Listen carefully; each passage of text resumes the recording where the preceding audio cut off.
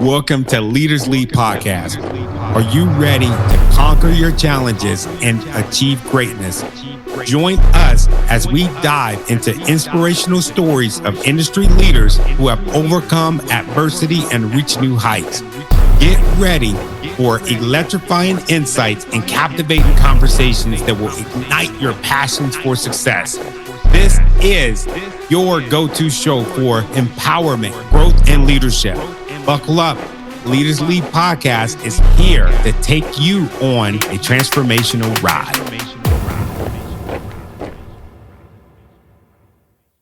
Hey. This is Tony Taylor. Welcome to Leaders Lead the Podcast. I am super excited. Today we have Professor Rebecca Chamberlain. I am so inspired by Rebecca. She is my teacher, my mentor, and she is actually the first professor that we've had on the show. From the very first moment, as I sat down in class, I noticed that there was something different about this teacher. And every week, the weeks that I come, I'm here pretty often, but I have missed a couple classes, but every week I go home and I tell my wife, I tell my kids, you would not believe what I learned in class today. And we have a family in our household right now, 4 out of 4, we're all students. And I am the envy of every student in our house because I actually have something good to say about my professor.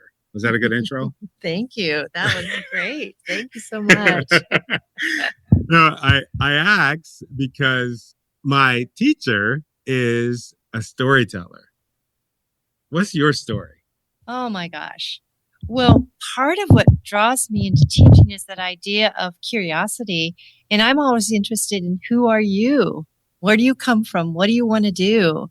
How can I help?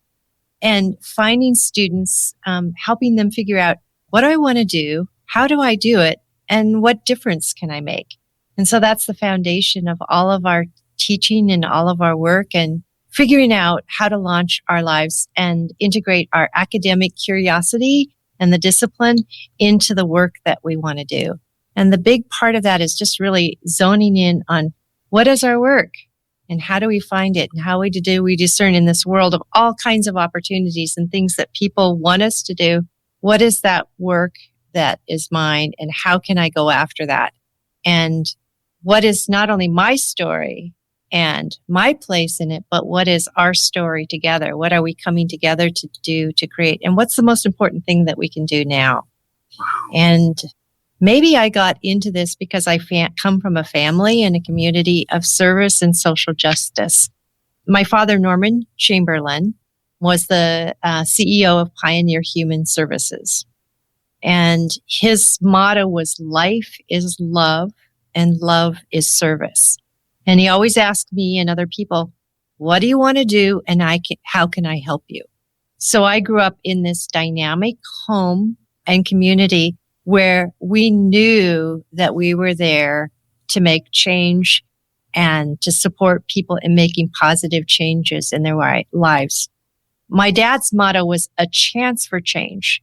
And in a funny way, I grew up in a very sheltered home right in the midst of communities of people that were had come back from lives where they had been incarcerated.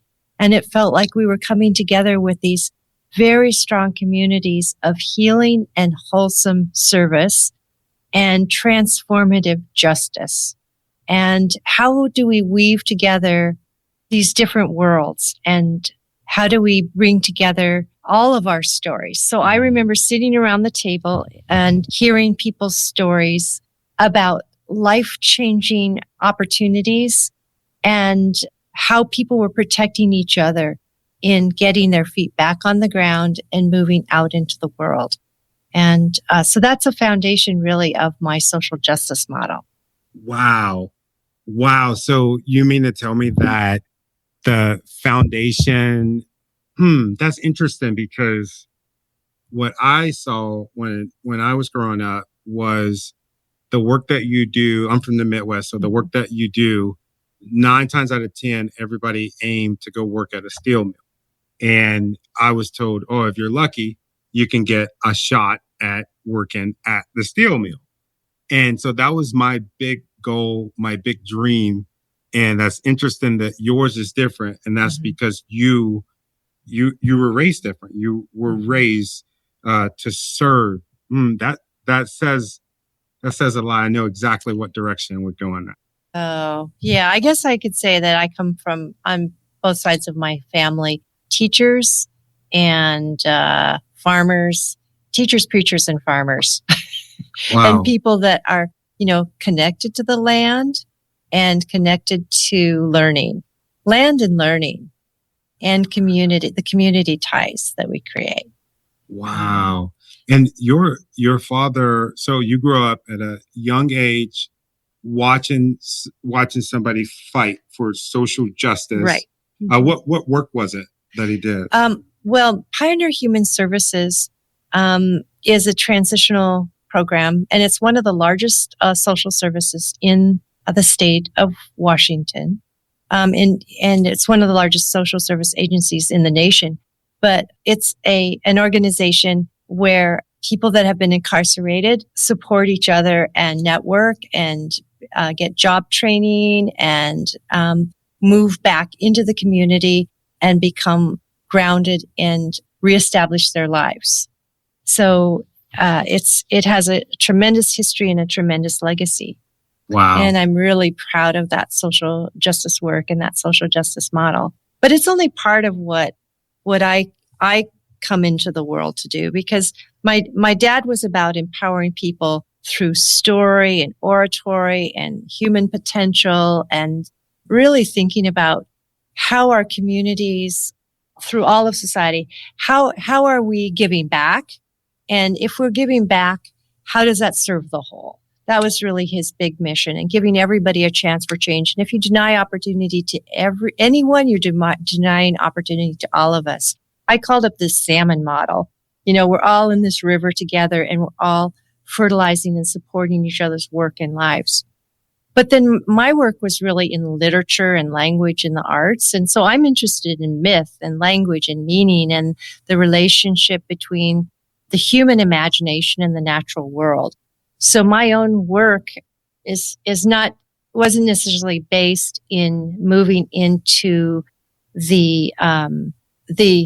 I was never, thinking about, how am I going to get a job? And those job training and skills. I was always interested in learning and language and myth and meaning, and how do we invoke our imaginations, and how do we inspire ourselves, and how do we work with the land and elders and leaders and indigenous communities, and who are the great poets and speakers and visionaries and artists who help us see into the future. I think my dad's work was service and hands-on and building and managing lives and giving powerful speeches and oratory to make change. But mine was kind of the subtle story, the quiet voice, the listening to the natural world, the pilgrimage out into the natural world, working with elders in indigenous language and mythic stories that help us open ourselves to the mysteries of our inner meaning and our imagination. Then how do we bring that back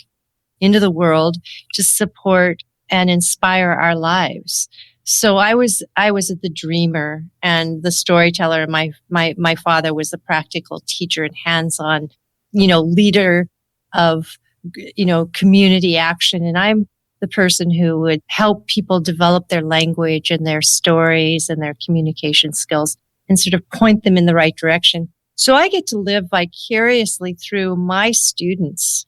They come into programs and they practice their language, and they figure out their leadership style and skills. And then I get to watch them take seed ideas that they are passionate about, and realize, wow, that's my work. And I get to give them a nudge here and there, and they support each other. And we then, as communities, work to go out and make those dreams a reality and follow those passions or those seeds ideas into the world. And it's really exciting, because the successes that people come back to, I can't claim any of that, but I get to live vicariously through my student success. Yeah. So my students are the makers and the shapers. That must make you feel really proud in having students come back, tell their stories and say, hey, I started this company that's now worth, and I'm just throwing the number out there. I think I might have heard it in one of the speakers that we had. Yeah. Our company's worth, we're going to make 55 million next year. I heard somebody say that. Like, how does that make you feel? Well, and knowing that they're doing good work. They are doing such great work, and knowing the journey of where they began and how they started and the obstacles that they faced to get there. And then how, by following serendipity and continually checking in, what am I doing? How did I do it? And what difference does it make? What am I doing? What do I want to do? And how did I do it? And what difference did it make? And that really comes, that mantra, really refocusing and pushing one's skills out in the world, really comes from the foundation here of our Indigenous Studies faculty. Mary Ellen Hilaire and her sister Pauline Hilaire from the Lummi tribe would ask their students this question, what do you want to do? How are you doing it? And what difference does it make? And they would also ask, Mary Ellen Hilaire used to tell students, do what you love and the work will follow. What's your passion? Do that and then the work will follow.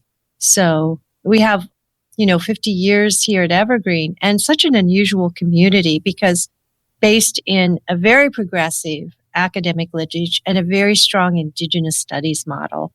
And I feel really proud and honored to be part of such a dynamic learning community that from the very beginning integrated these different streams. And I'm also thinking of Joy Hardiman, who worked up at the Tacoma campus and just brings in a really strong academic, creative, and social justice model also around storytelling and finding one's passion and work in the world.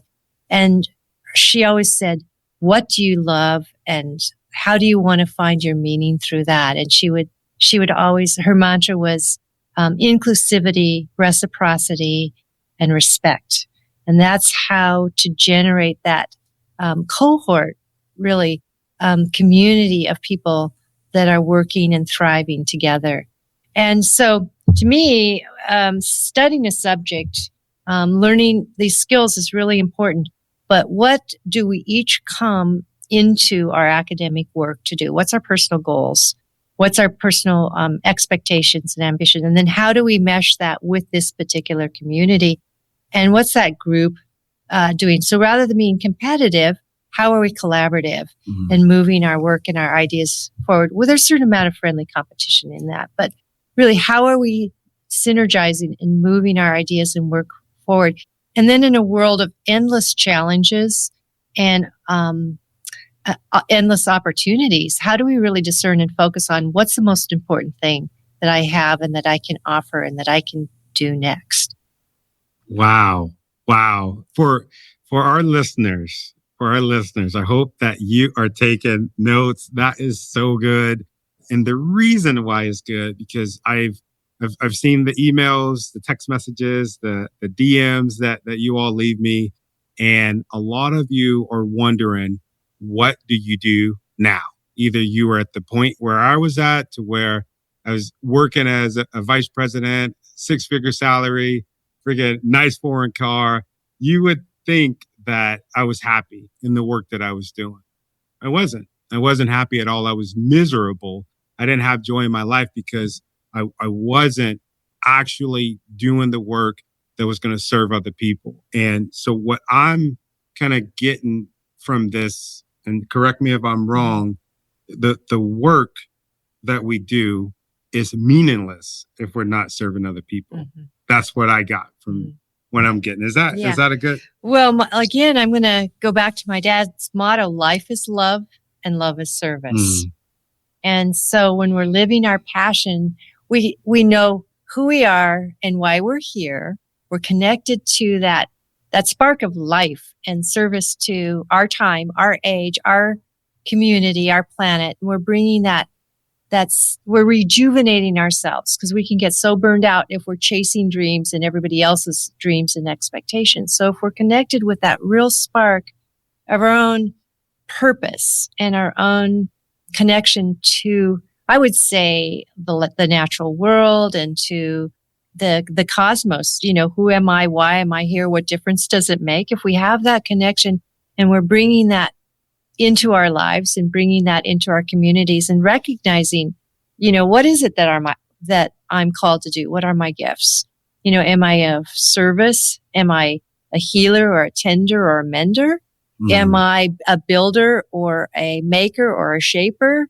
Am I a visionary and a thinker? And am I dreaming where we need to go and carrying people forward with that? Am I a rememberer? Am I recalling the past and reminding people of where we come from and what we do? And how do we integrate our intellectual and our creative and our intuitive and our practical natures to bring our work? And what Takshabla or Vi Hilbert, one of our Salish elders who spoke the Lushootseed language, she said, your sweet Olich Uyayus, your destined work, how do you bring that into the world? That's why you're here. If you miss that, you miss the most important opportunity of your life. It doesn't matter if you're making that $40 million business goal for your company. If you're doing your work and you get there, that's a really great side effect. But if all of your work is about the achievement, then you're going for the carrot on the stick and you'll never grab it. And you're also easier for other people to manipulate, with the carrots on the stick and with the carrots and the stick. People can come up behind you. And so if you're really checking in, then you have that foundation and that stability. And it's like Marshall Gantz talks about. I think it's important as we integrate into our lives to explore the stories and the strategies and the structures that allow us to make change through language, communication, and leadership. So that's the foundation of some of what I do. And that's certainly the work of social justice that Marshall Gantz do, making meaningful social movements, organizing with the farm workers, Si se puede, yes we can, organizing political movements and making change that way. And so he has a really dynamic, active goal-setting model that we can all work with and work from. And my little part of that is just making sure that the language and the stories and the communication that we do is really clear and focused, and that people are really checking in on, in this world of opportunities, what is that seed of when do I need to turn left or right, say yes or no? How can I tell the right story at the right time in the right way with the most impact? And before we started this interview, you asked me if I had a story to tell, and I was trying to think about, there's so many stories. Well, there is one story. Let's go. And it's the story of the bullseye. I heard it from Steve Sanfield, who's a California storyteller. And he heard it from his grandfather. There was a rabbi in a village, and a young boy went to the rabbi because this rabbi was a brilliant storyteller. He always knew the right story at the right time to settle an argument, to quell a misunderstanding between neighbors, to unify a family over a dispute, to energize people, to calm people down. And this boy said, I want to be like that. So he went to the rabbi, and the rabbi sat him down and said, well, that reminds me of a story.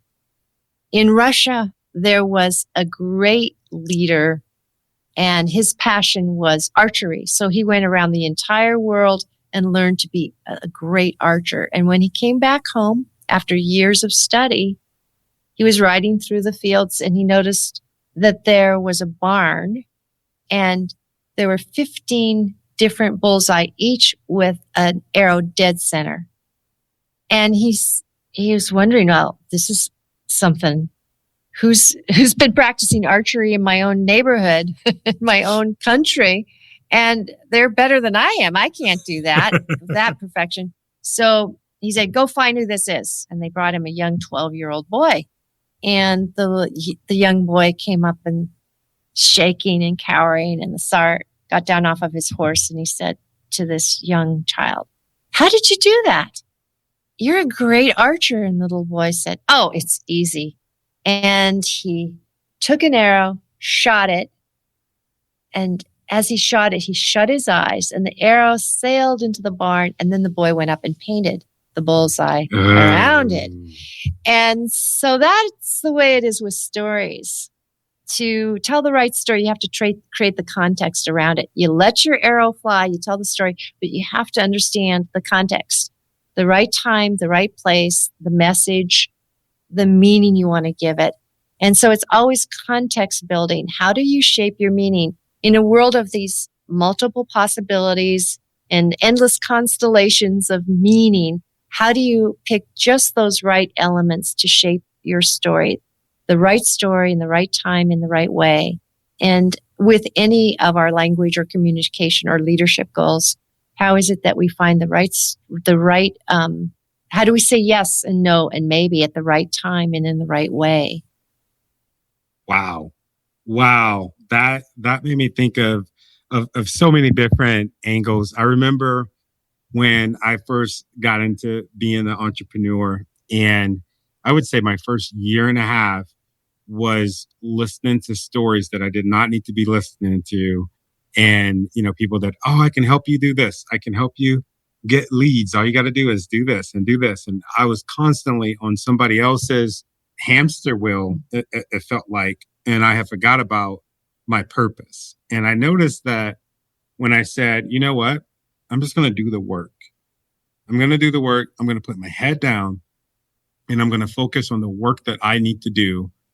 Then I'll be ready." And that's what, when you earlier today in class, you said, you gave us the quote, "You do the work and the job you do the job.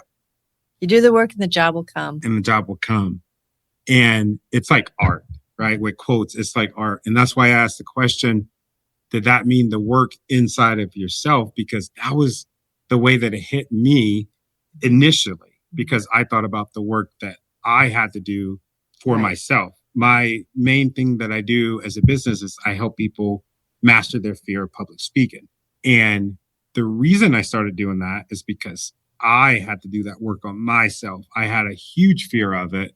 And then I realized that that was the way that I could serve people, was doing that. So it was very painstaking for me to do it. And then I started doing that work on myself and then with other people. And now it's a job. Right. And when you said that, it was like the hairs like on my arm literally stood up. And I was just like, oh my God. That's kind of going to be the theme today for the show, because I see a lot of people looking at the job first, and then they wait until later on in their life and they're like, okay, what is my work? Right. It's really interesting. A lot of people, like you said, waiting till the end and then saying, "Oh, now I can go out and do what I love and get meaning because I'm helping other people or serving other people." What if we were able to create a world, like Sharif Abdullah says, create a world that works for all, finding ways to be caretakers and menders and begin to shape meaningful communities where we are really helping people identify that work and service ethic. So if we are finding meaning in our work and we're feeling gratified and as if we're being valued for making those contributions, that's great. And how can we support people in doing their work and doing what they love and making their contributions of service and making sure that they're not exploited and make sure that they are, reciprocated for their work, that exchange is important. And so I think that it's real, as we go out to do our work, to be enticed by the job rather than be enticed by our purpose. It's just the tail wagging the dog. It's just, you might have the same effect. You might be in the same job, but which end of the job are you on? Is the job shaking you around or are you shaking? Are you living vibrantly through that job? Wow. What if I'm one of the listeners and they say, well, I just want to get rich. That's all I care about. So does everybody. Yeah. Doesn't everybody just, don't we all just wish that we were secure enough that all of our needs were taken care of so we didn't have to worry? What is that getting rich? What is that saying to you? What is the need behind I just want to get rich? What are you trying to feed? What's behind that need? I hear happiness is behind the paywall of rich. And security and being able to have choices and have autonomy to do, what you want to do. And so how can we find that without having to make being rich the goal? That's what I think. Yeah. I think that's what we're trying to figure out. Yeah. Because like you said, that's, is the dog wagging the tail or is the tail wagging the dog? And I feel like a lot of people, that's where they get lost at when they realize after they get the money, just like so many Hollywood stars, after they get the money, they realize that okay, what's next? Right. And what did you have to compromise in yourself? Or what did other people have to compromise for you in order to get there? Who's paying the price along the way? Somebody is. There's always a price to pay for every opportunity and for everything that we do.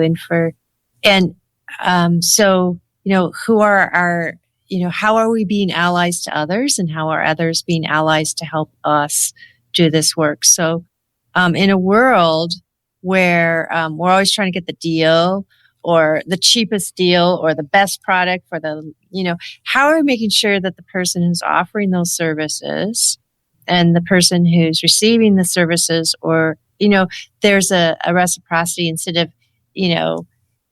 in order to thrive, I think that we have to make sure that other people are also thriving in those exchanges. Wow. And if the floor is falling out under one of us, it starts falling out from under all of us. So we have to figure out how we create solid structures and communities where we can have, these open and mutual networks of support.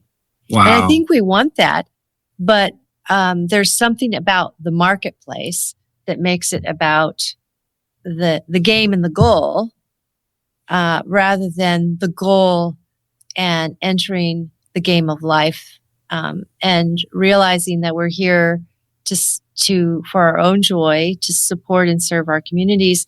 And we're really here to enjoy this beautiful earth and the life and the gift that we have of this life, not to get to the end of it and say, oh, what am I supposed to give back now?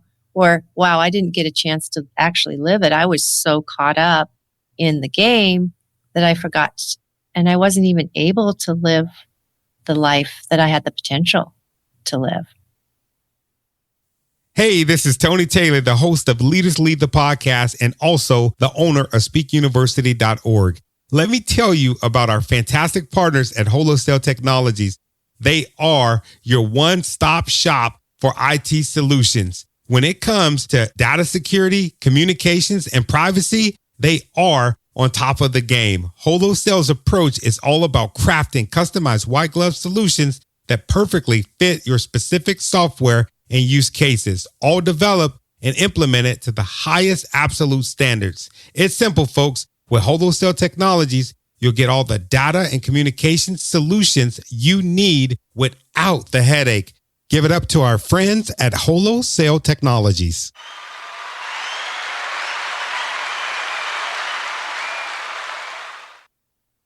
Wow. I wish that every entrepreneur or every person that is going to go forth and do work, I wish that they could hear this episode. This is like our capstone, because you don't care about it. At least from my point of view. Had me and you been having this conversation 10 years ago, I would have said, That sounds so cool. I love that. That's like woo woo. Yeah. But I'm telling you, there's nothing like waking up in the morning, like almost having the feeling of being high because you're getting ready to go and do your work. Your day. And Yeah. it's limited resource there, our life, and stakes are pretty high. Wow. I got another question for you. The work, the work you said, like, as far as like the work in the beginning, the groundwork that you had laid out for you, what would you tell parents right now that have kids, and we don't know like what their household looked like, but what would you what's the best way to support somebody so that they could end up with those same values that we've been talking about? Like, how can I go out and say, hey, you know what? I want to produce somebody that's amazing, like my professor, Rebecca Chamberlain. Wow. Well, I would first of all tell any parent that is the most important work and job in this world. And everything that you do around being a parent and creating that supportive environment, and also doing your work and thriving and finding your way and bringing that back in to support your family and their work, that is the true heroism. It's thankless. It's doing good that's hard to do, but you do it anyway. It's overlooking people's all of the different flaws and characteristics that can come up. It's and loving them anyway, and getting to celebrate like I do vicariously through achievements. And I guess one of the things that I look back and reflect on is that I had really almost unlimited opportunity to explore those things that I was interested in, to do those things that I interested in. And I didn't have a lot of people telling me what I needed to do. But again, what do you want to do? How can I help you? And giving me a level of unconditional support, security. I felt secure. I felt well tended and taken care of. I felt financially that my needs would be taken care of.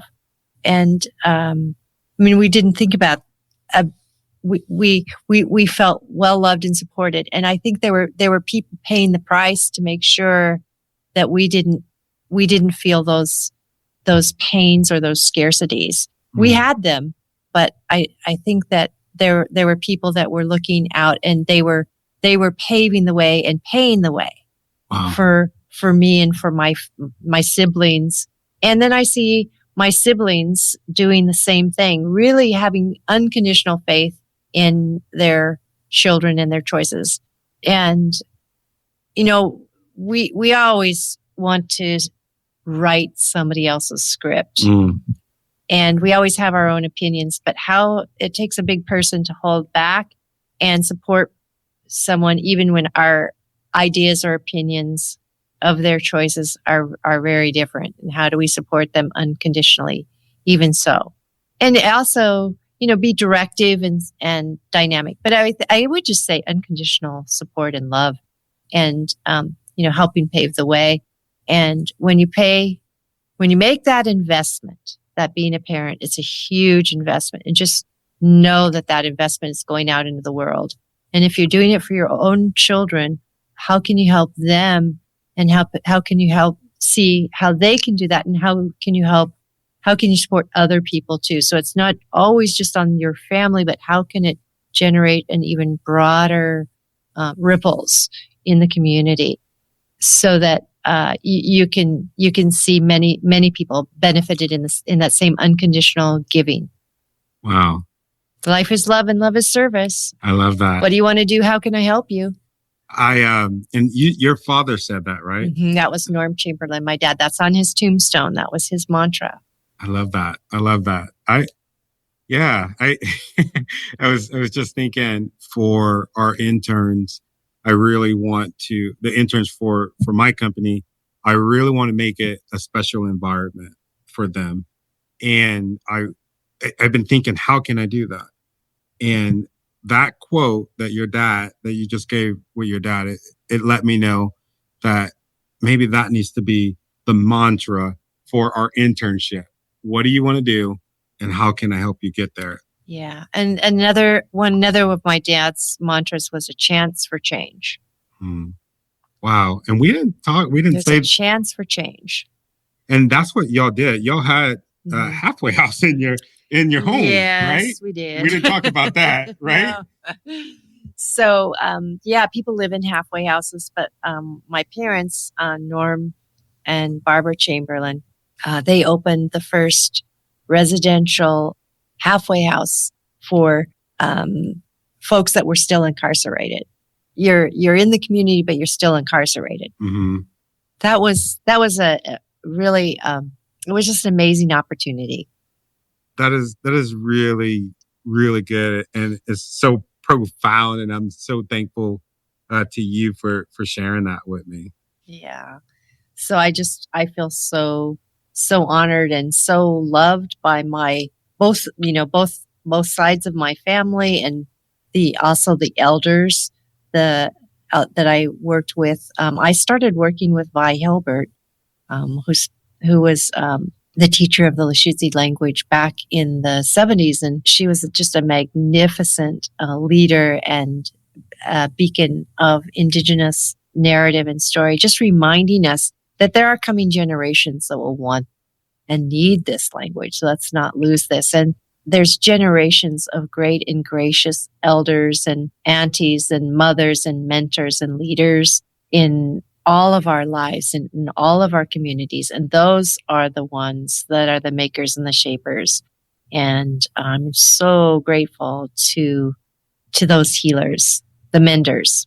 Wow. You've been mentored by some good people. How important is mentorship for you? Oh my gosh. Mentorship is everything. I would say mentorship is everything, and leadership is just kind of a secondary outcome of mentorship. And that's really turning everything on its head. I might not ever say that again, but the mentorship means everything to young people and to the community. That's the true parenting, and that's the true leadership. If you can recognize who your mentors are and pass on their gifts to other people, that's true success. Wow. I would be nothing without the many people who gave of themselves and mentored and made opportunities available. That's amazing. That is amazing. I got one more question for you. Actually, it's a 2-part question. Legacy. I think about legacy a lot, and I often wonder from people, like just randomly, man, I wonder what they want their legacy to be. And so I was going to ask you if you could be sitting kind of like after your demise, you're sitting at your service, and they had to get it right as far as like what your legacy was or what you wanted it to be.